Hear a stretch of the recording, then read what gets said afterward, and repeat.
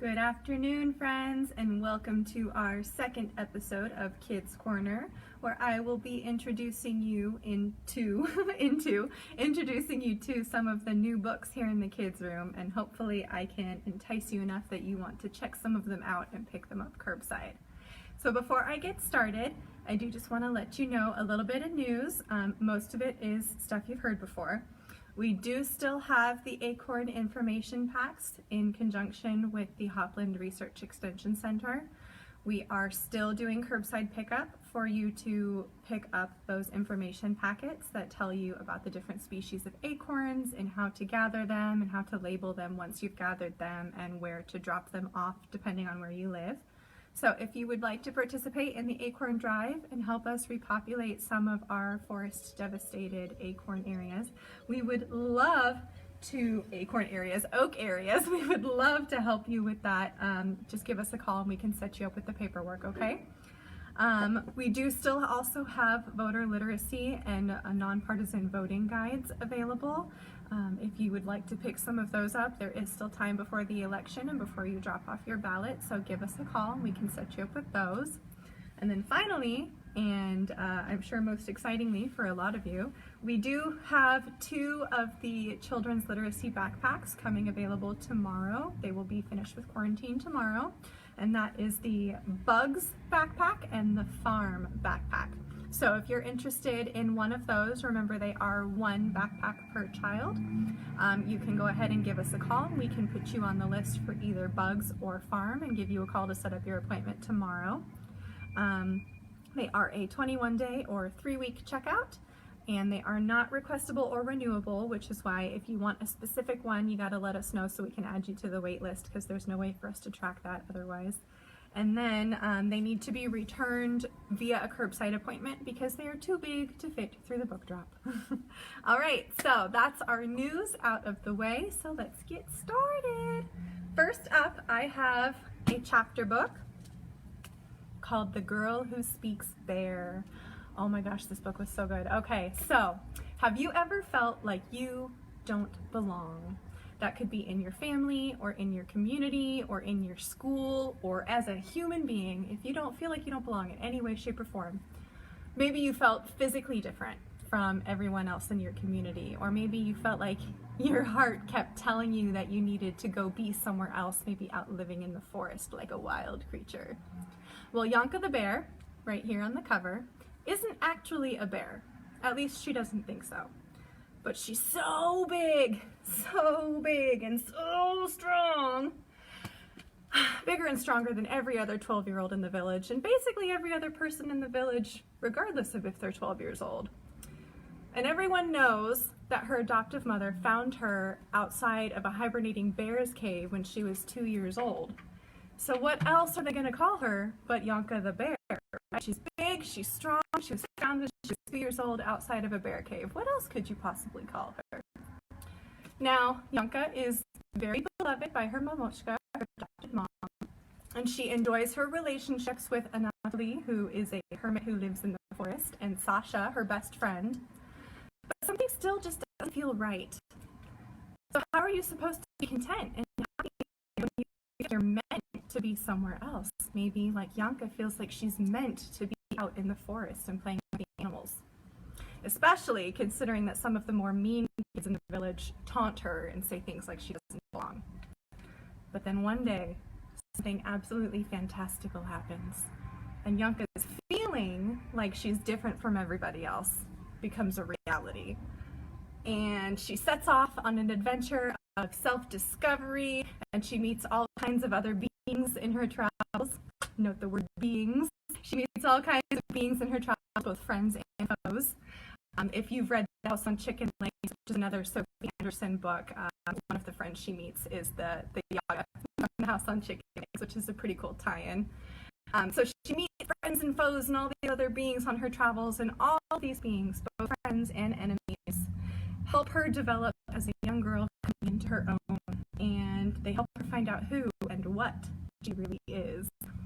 So eventually it comes to the realization, and I'm not going to tell you how, that the people and animals who are most important to her love and support her just as she is, And she learns that there is no need to box yourself into other people's preconceived notions of what you should look like or what you should be capable of or how strong or how tall you should be.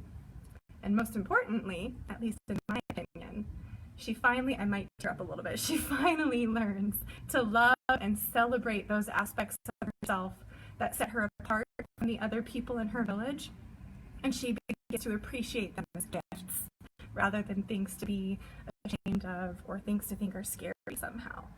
So again, this is The Girl Who Speaks Bear by Sophie Anderson. It's published by Scholastic Press this year, and this is a beautiful fantasy chapbook that I would recommend to any of the animal or fantasy lovers who are maybe 7+, 8+ probably actually. Particularly if you've got a kiddo at home who might be struggling with feelings of isolation right now, or who is feeling somehow inadequate in any way, like in schoolwork or with friends, or like they don't fit in with the group. I think this is a really good book to help them see the beauty in themselves and see what makes them special and unique. So I love this book. I don't know if you can tell, I'm getting a little teary-eyed, so let's move on to the next one. Okay, so next up we have Desert Girl, Monsoon Boy, and this is by Dairman, and it was illustrated by Archana Srinivasan, published by G.P. Putnam and Sons this year. So Desert Girl, Monsoon Boy, and this is a picture book. By the way, everything I'm showing you today is available for curbside request as well. They will need to be quarantined because I'm touching them and breathing on them, but are all available for request. Okay, so Desert Girl, Monsoon Boy. So this is a gorgeously colorful, let's see, like, ooh, look at those bright colors. Can you even see them? It's so blown out. Gorgeously colorful and lyrical picture book that uses very, very sparse text. I'll show you a page. There's usually, this page doesn't have any text at all, but there's usually just a couple words per page right up in the corner here. It uses very sparse rhyming text to illustrate some of the lifestyle differences between the Rabari, who are also called the Reka or the Rabari people, who maintain a nomadic lifestyle in India. Some of them maintain a nomadic lifestyle at least. Some of them also settle into more permanent homes. So one of our protagonists is a young girl who lives with her nomadic family as they move through the deserts in Gujarat in India. And our second protagonist is a young boy whose family has settled into a more permanent house in one of the tropical regions of Rajasthan, also in India. Now, despite one girl living in the desert and one boy living in a monsoon-stricken area, they both come into contact with very, very harsh climate conditions and very dangerous climate conditions. So eventually, their community, both of them have to escape the dangerous weather and they have to trek elsewhere to find safety. So this book includes a full spread at the back with an author and illustrator's note. The author takes the time to explain the negative impact that climate change is having on pastoralist people in India, and it includes a lot more information about the Rabari people in particular. The illustrator also has a short note about the time that she spent visiting the Rabari settlement in Rajasthan, and explains how she based the illustrations in this book off of her time living with the Rabari in their settlement.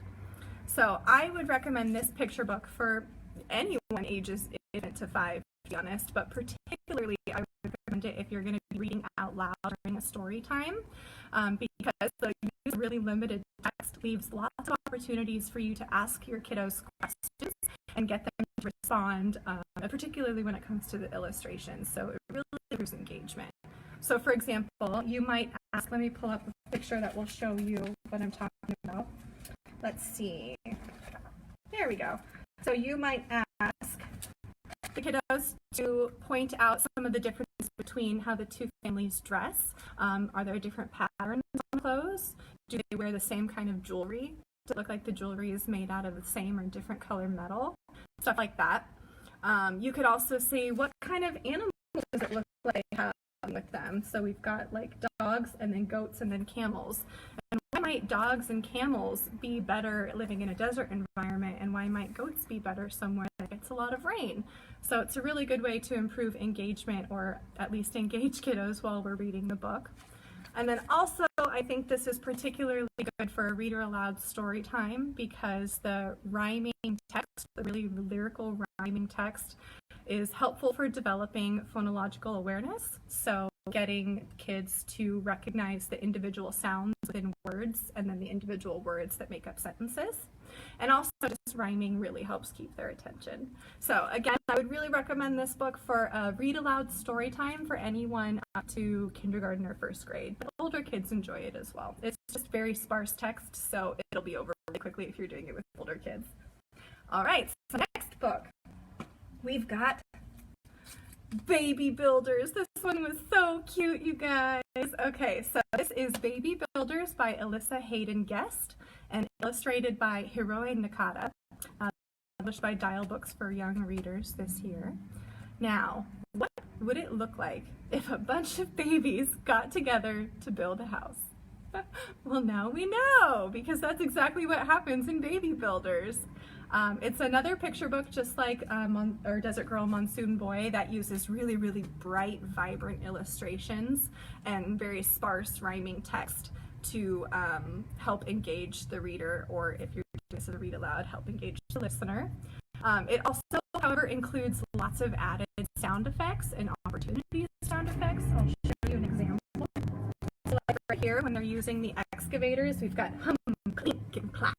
So it also really helps with engagement to have those as well. And you can also make up your own as you go along, or ask the kids what they think the excavators sound like, or the bulldozers, or cement truck, or something like that. So for those reasons, I think that this book is really good for the pre-K crowd. And also another way to increase engagement might be to ask them what kind of construction process they think the babies are working on in each spread. So like right here, very clearly they're putting bricks together to build a wall. But you might ask, well, what do you think they're doing right here? What are they doing with all those bricks? And what's this guy doing with the forklift? Or what do you think they're doing right here with the excavators? Why do you think they have to scoop up dirt? What are they doing with that? So good way to increase engagement as well. So where was I going with that? I just lost my place entirely. That's okay. All right, so we need to follow along with the Baby Builders as they start their day with breakfast. What do babies eat for breakfast when they're getting ready to do construction all day? As they travel to the construction site, how do they travel to the construction site? Hint, they're a baby driving bus. As they participate in all the regular tasks that come with building a house, and finally as they enjoy what they created, and they call it a night in their newly built home / playhouse. So, like I said at the beginning, this book has lots of illustrations and opportunities for sound effects. It also includes almost all of the construction trucks for those kiddos that are really into trucks and construction. We've got excavators, cement trucks, bulldozers, forklifts. What's another one? I can't think of it right now. There's more than that. So those kiddos that are interested in cars and trucks are going to have plenty to enjoy here. Also, just like with Desert Girl and Monsoon Boy, we've got the limited words and the lyrical cadence and the rhyming. So this is a perfect picture book for story time, because the writing and the lyricism is going to help hold attention, and it's going to help increase engagement and increase phonological awareness. So I will say, while the babies might not have the reading comprehension to understand what's happening in Baby Builder, like if you're doing this with the one crowd, it is a really good idea to read books that have baby faces when you're reading to infants, because their attention is more easily held by pictures of baby faces than it is by other illustrations. So anything that looks like a baby face. So just for example, I have thumbs up brown bear right here. So it doesn't have to be a baby face, it just has to be a big face. So their attention is going to be more easily held by something like that. And just like here, Baby Builders, we've got big faces everywhere. So their attention is going to be held pretty well by this book, as opposed to something else that doesn't have lots of faces right front and center. So overall, this is a great picture book for anyone up through kindergarten, I would say, or even older, to make increased engagement by asking lots of questions for the older crowd. Okay, that was a long rambly one. Let's move to the next one. So next up, I have Swim Mo Swim, and this is an easy reader or early reader. I would recommend this one probably for ages 5 or 6 and up, depending on their reading level. This one is more appropriate for kids who have learned how to figure out words from context, either from pictures or from other words in the sentence or the paragraph, and are comfortable with words of up to 2 syllables. Now, you know that excitement that you feel when it's the day of a competition and there's an awesome reward coming for you at the end if you win? Well, Mo, right here, and his friends, especially his best friend Ken, know exactly how I feel. Because these 2 young boys and the rest of their field group, the Guppies, have a day full of competitions ahead of them. Those competitions are things like an egg race, a 3-legged race, a swing race, and a backwards race, etc. And they have a full day of that ahead of them. They don't know who's going to win.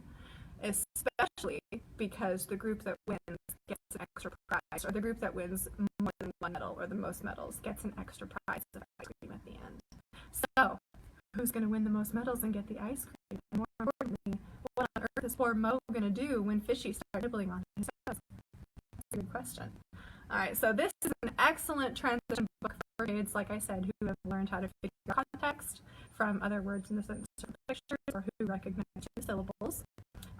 If they are not quite at that point yet, it's still something that they can read. Just have adult supervision nearby so that they can ask questions if they need to. And I particularly think this is perfect for kids that are a little bit, ready to move on from, say, the builders, aren't quite ready for chapter books yet, because this book does not have chapters. It's all 1 chapter. It's also, in my opinion, this is excellent. It's got an awesome cast of diverse characters. All of the Mo Jackson books are really, really good at shaping kids of all ethnic backgrounds. For example, this book in particular has a girl wearing a hijab who wins one of the swimming competitions, and I don't think I've ever seen a reader with a girl wearing a hijab winning a swimming competition. So I think that's excellent, and I can't wait to see more books like that. So I really recommend this, like I said, for ages 5 and up, maybe 6, if your kiddo is still struggling a little bit with reading comprehension. So here is Swim, Mo Swim. And then last up is our nonfiction book for today. This is Extinct, an illustrated exploration of animals that have disappeared by Riera and illustrated by Jack Tite. It's published by Haden Press this year. Alright, so we all know that animals like dinosaurs and saber-toothed tigers and mastodons are extinct, and that's very exciting, right? But what about all the species and subspecies that have gone extinct in more recent years, like in the last 100 years? Because there are a lot of them.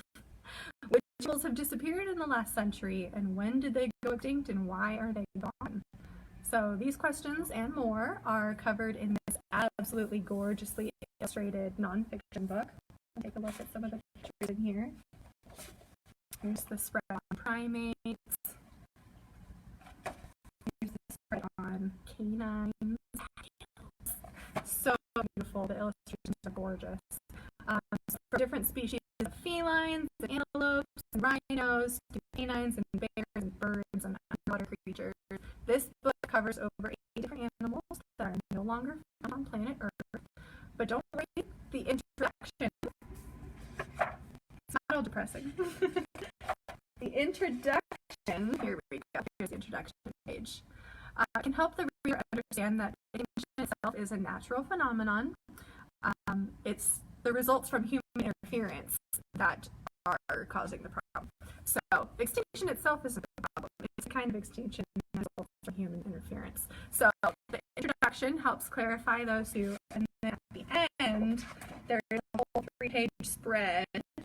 Here we go.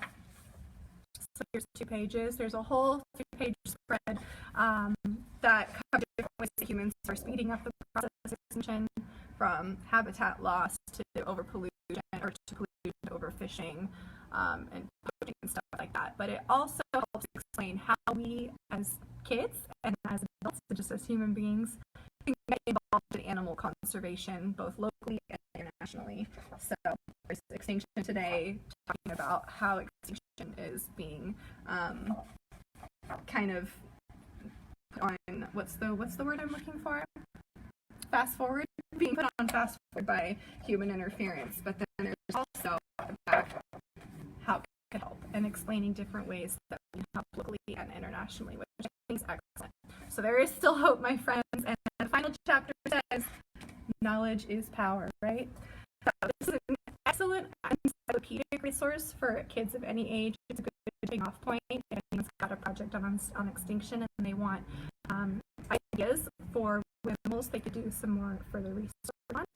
And also just for kids who are interested in things like extinction and other slightly macabre subjects, because extinction is always a little macabre, right? And of course, the illustrations are very eye-catching and entertaining for them to move out as well. There are definitely pages with really dense text on here, like 3-4 syllable words. So reading comprehension should be fairly high if your kiddo is going to check this out and use it as a resource for reading. Otherwise, the picture is awesome, and I don't see why Adler would enjoy leafing through the pages as well. All right, so those are our 5 books for today, which are all available for curbside pickup. They're going to be planting because I'm breathing and touching on them, but they will be available. So again, that was Extinct, an illustrated exploration of animals that have disappeared. Desert Girl and Monsoon Boy. Desert Girl, Monsoon Boy. Baby Builders. Swim, Mo Swim. And The Girl Who Speaks Bear. So if you would like to request any of these, you can just search for the title in our catalog and request a copy. Or you can give us a call and we will go ahead and find it and set up a curbside appointment with you on the phone. All right? So I can't wait to see you next month, the last Tuesday of the month at 4 p.m. to talk about 5 or 6 new books in the children's room. I hope